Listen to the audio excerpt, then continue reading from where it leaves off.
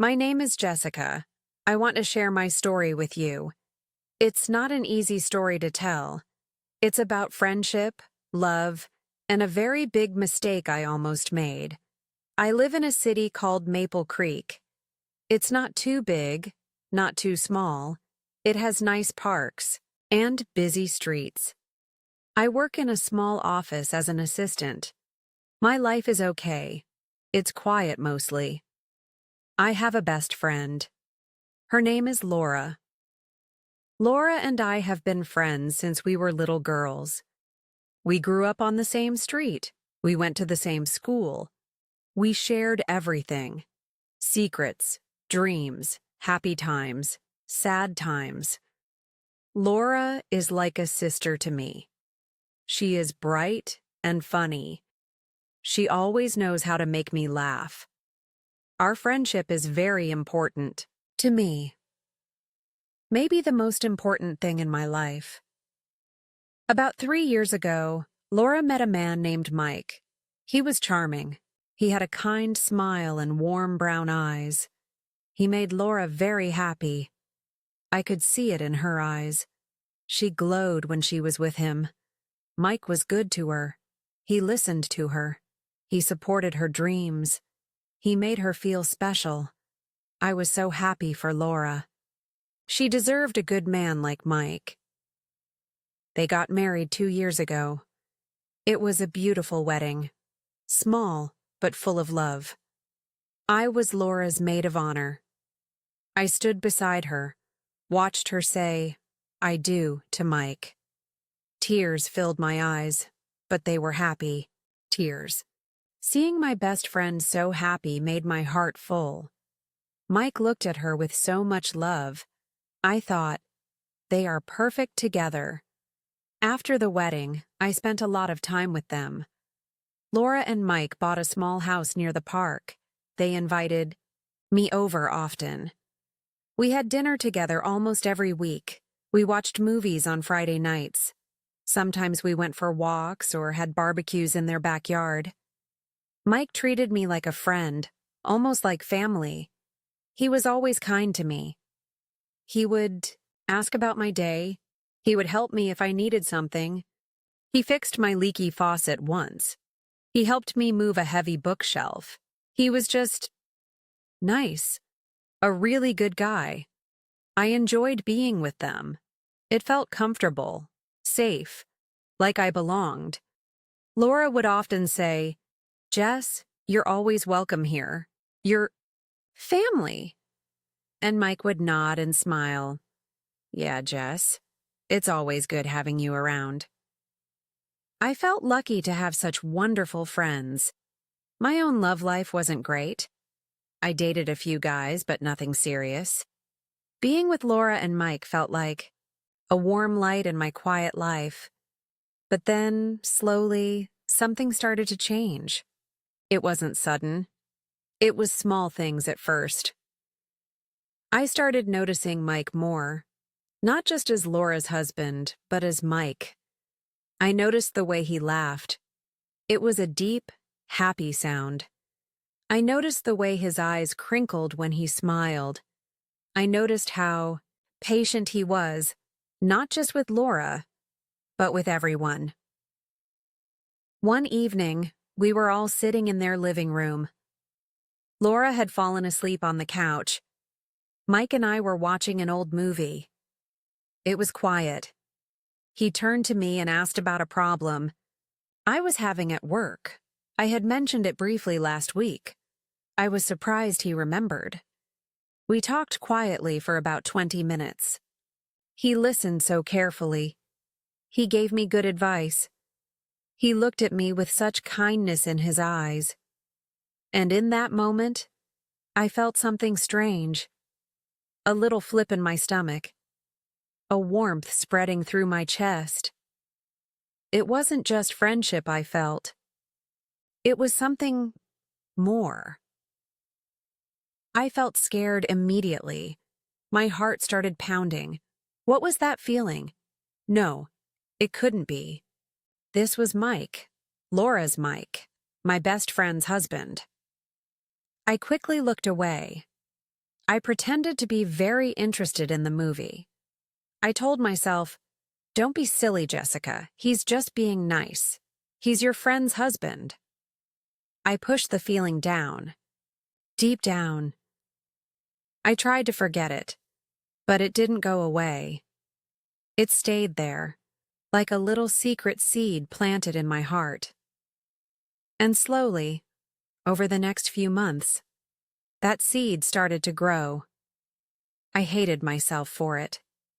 Every time I felt that little spark when Mike smiled at me, or when our hands accidentally brushed reaching for the popcorn bowl, I felt a wave of guilt wash over me.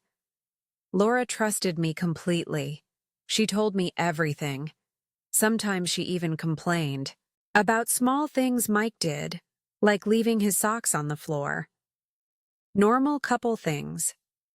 And I would listen, nodding, feeling like the worst friend in the world. How could I listen to her talk about her husband while I was having these wrong feelings? I started trying to avoid being alone with Mike. If Laura went to the kitchen, I would follow her. If she asked me to stay and chat with Mike while she finished some work, I would make an excuse. I'd say I was tired, or I had an early morning. It was difficult. It felt unnatural. Mike probably thought I was being strange. Laura definitely noticed. "Jess, are you okay?" she asked me one day. We were having coffee, just the two of us. "You seem distant lately, like you're avoiding us. Did Mike say something? Did we do something wrong?" Her words felt like a knife in my heart. No, of course not," I said quickly, maybe too quickly. "You guys are great. I'm just busy. Work has been crazy." I hated lying to her, my best friend. But how could I tell her the truth? How could I say, "Laura, I think I'm falling for your husband"? It was impossible. It would destroy everything. Our friendship, her marriage, everything. So I kept lying. I kept pretending. I smiled when I saw them together, acting happy for them. But inside, I felt like I was breaking. The guilt was eating me alive. I couldn't sleep well. I lost my appetite. I felt lonely, even when I was with people. This secret feeling was like a heavy weight on my chest. There was one particular evening I remember clearly. It was Laura's birthday. Mike threw a surprise party for her at their house. He had planned everything perfectly. Decorations, food, music, all her favorite things. He invited all her friends and family. When Laura walked in, her face lit up with pure joy. Mike stood beside her, beaming, looking so proud and full of love for her. Watching them together that night was hard. They looked so happy, so perfect. Everyone was laughing and celebrating, but I felt like an outsider, watching a movie of a life I couldn't be part of. Later in the evening, I was helping clean up some plates in the kitchen. Mike came in to get more drinks. We were alone for just a minute. He smiled at me. "Thanks for helping, Jess.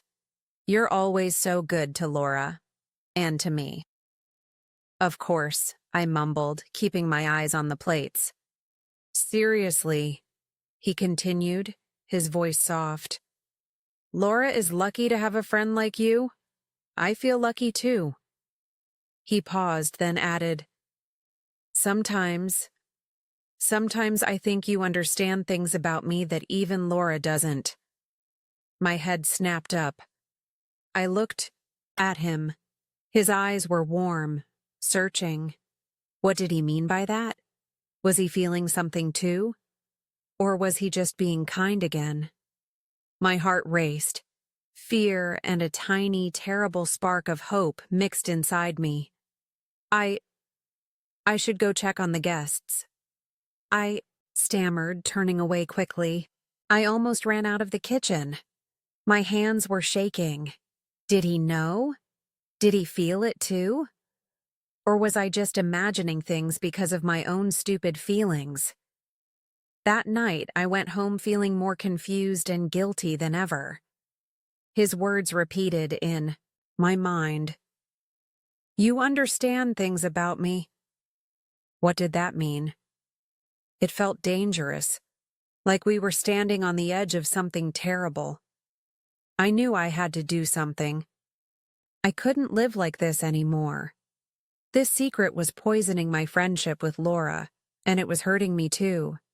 I felt trapped. I loved Laura more than anyone. I could never, ever betray her. But these feelings for Mike felt so strong, so real. It felt like loving the wrong man, the completely wrong man. But the feeling wouldn't listen to reason.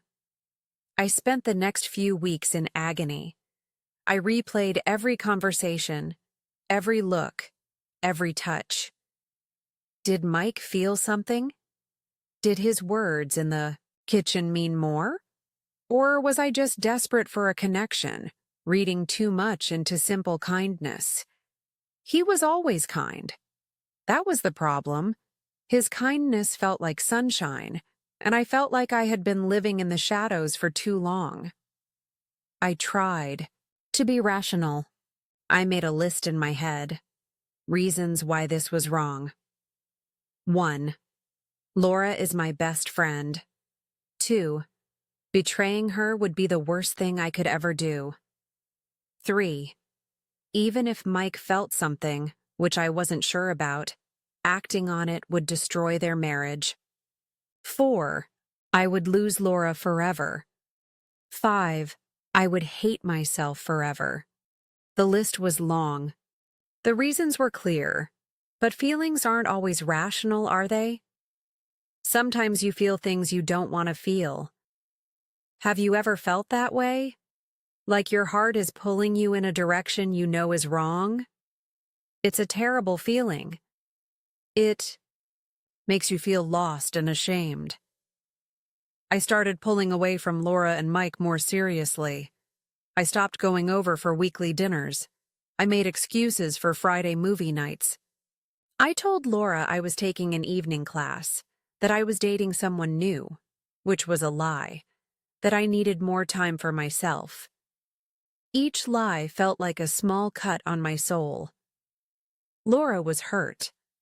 I could see it in her eyes, hear it in her voice when we talked on the phone. Jess, what's going on? Are you mad at me? Did I do something? She asked one afternoon, sounding close to tears. No, Laura, never, I insisted. It's not you. It's me. I'm just going through some things. I need some space to figure stuff out. But we always figure things out together, she said, confused. Talk to me, Jess. Please. I miss you. Hearing her say that almost broke me. I wanted to confess everything. To cry and tell her how sorry I was, how confused I felt. But I couldn't. The risk was too great. Telling her would hurt her deeply.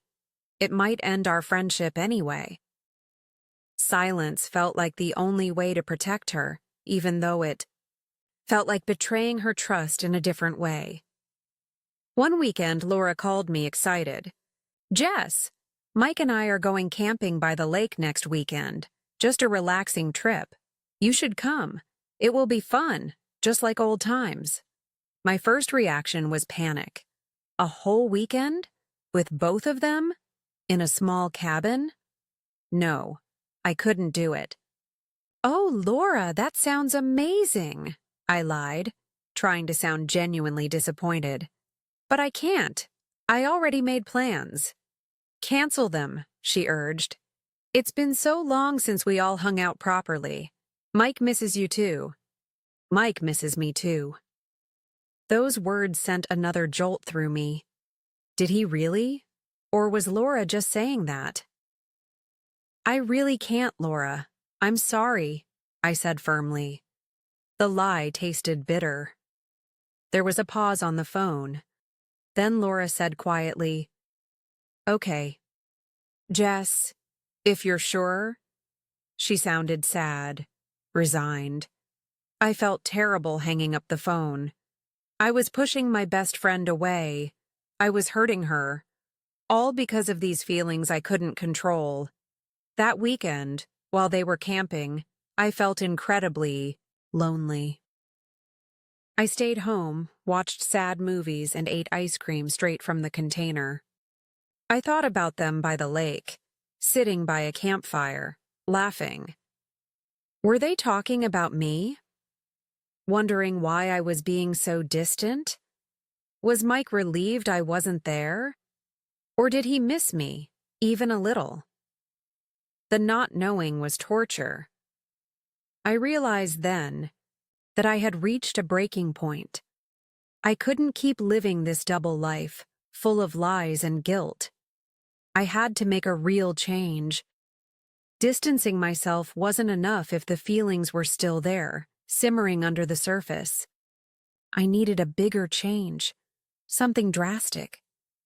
I thought about moving away, getting a job in a different city, starting fresh where no one knew me, where I wouldn't see Mike, where I wouldn't have to lie to Laura. The idea was terrifying. Leaving my home, my job, my friend. But maybe it was the only way. The only way to truly protect Laura and her marriage. The only way to maybe finally get over Mike. It felt like a huge decision, a life-changing one. Was I strong enough to do it? To leave everything behind? I spent days thinking about it, walking alone in the park, sitting by the river, just thinking. Could I really leave Laura? Our friendship was my anchor. But was I being a good anchor if I was secretly in love with her husband? No. A good friend wouldn't feel this way. A good friend would protect their friend's happiness above all else. So, I made my decision. It was the hardest decision of my life. But I knew it was the right one. I started looking for jobs in other cities, far away cities. It took a few weeks, but I found an opportunity, a similar job to mine, but in a city hundreds of miles away, a place called Ocean View. It sounded nice, peaceful, by the sea. Telling Laura was the next hurdle. How could I explain it without telling her the real reason? I decided to focus on needing a change, wanting a new adventure. I practiced what I would say over and over in my head. I invited her for coffee. My hands were shaking as I waited for her at the cafe. When she arrived, she looked worried. "What's wrong, Jess?" she asked immediately. I took a deep breath. "Laura, I have something to tell you. I got a new job. In Ocean View. I'm moving." Her eyes widened. "Moving? Moving where? Ocean View? That's so far away. Why? When did this happen?" She looked shocked, confused, and hurt. "I know it's sudden," I said, trying to keep my voice calm, trying not to cry. "But I feel like I need a change, a fresh start. This job is a good opportunity. I need to do this for myself." "A fresh start from what?" she asked, her voice trembling a little. "From me? From us?" "No, never from you, Laura." I reached across the table and took her hand. It felt cold. "You're my best friend. Always. This is about me needing something different, a new place, a new challenge." The lies felt heavy but necessary. We talked for a long time. Laura cried. I cried. She asked me again and again if she had done something wrong. I kept reassuring her that it wasn't her, it was me. She didn't fully understand, I could tell. But she was my friend. She tried to be supportive through her tears. "Okay, Jess," she finally whispered. "If this is what you need to do, I'll miss you terribly." but I want you to be happy. Leaving. Maple Creek was painful. Saying goodbye to Laura felt like tearing a part of myself away. I didn't tell Mike in person. I couldn't face him. I just asked Laura to say goodbye for me. I packed my few belongings into my small car. As I drove away from my street, I glanced at Laura and Mike's house. The curtains were open. I saw a flicker of movement inside. I pressed my foot on the gas pedal and didn't look back. Life in Ocean View was quiet at first. Very quiet. I found a small apartment near the beach. I started my new job. The people were nice, but they weren't Laura. The city was beautiful, but it wasn't home. The first few months were incredibly lonely. I missed Laura constantly. I missed our talks, our laughs, our shared history. We talked on the phone regularly, but it wasn't the same. There was always this distance, this unspoken thing between us. My secret. Did I miss Mike? Yes. I won't lie. Sometimes late at night, his face would appear in my thoughts. His smile, his kind eyes. The feeling of warmth I felt when he was near. But the guilt was stronger now. The distance helped. Being physically far away made it easier to push the feelings down, to try and starve them of oxygen. I focused on building a new life. I explored my new city. I walked on the beach every day. The sound of the waves was calming. I joined a book club at the local library. I made some new friends, slowly. It wasn't easy. Starting over never is. But I knew I had done the right thing.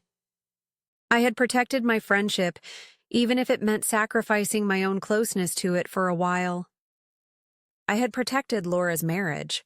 I had chosen integrity over selfish feelings. It took a long time, a very long time. Healing isn't quick. Getting over someone, especially someone you shouldn't have loved in the first place, takes work. I focused on myself, on my job, on my new friends, on finding joy in small things, a beautiful sunset, a good book, a funny conversation. Years passed, maybe 2 or 3. Laura and I still talked often. Our friendship survived the distance, though it had changed. It was less intense, perhaps, but still strong. She and Mike were still together. They seemed happy. She sent me pictures sometimes, them smiling on vacation, them celebrating anniversaries. Seeing those pictures still gave me a small pang in my heart, a mix of relief and a tiny echo of past pain. But the overwhelming feeling was relief. Relief that I hadn't ruined their happiness. I eventually started dating someone new in Ocean View. His name is Sam. He's kind and funny and patient. He doesn't make my heart race in that same dangerous way Mike did. It's a different feeling, calmer, safer, more peaceful. And I think that's what real love should feel like. Not a fire that threatens to burn everything down, but a warm, steady glow. Looking back now, I understand things better. I understand that sometimes we develop feelings for people we shouldn't. It happens. We are human. But what matters is what we do with those feelings.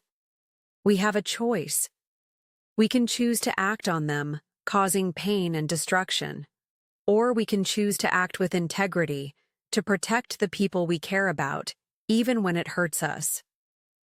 I chose the harder path. I chose to walk away. I lost a certain closeness with my best friend for a while. I experienced deep loneliness and sadness, but I kept my integrity. I protected Laura, and eventually, I found my own peace, my own happiness, far away from the man I wasn't supposed to love. My story doesn't have a dramatic ending where I confess everything, or where Mike leaves Laura for me.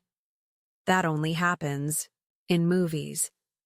Real life is messier, quieter, and often involves difficult choices with no perfect outcomes.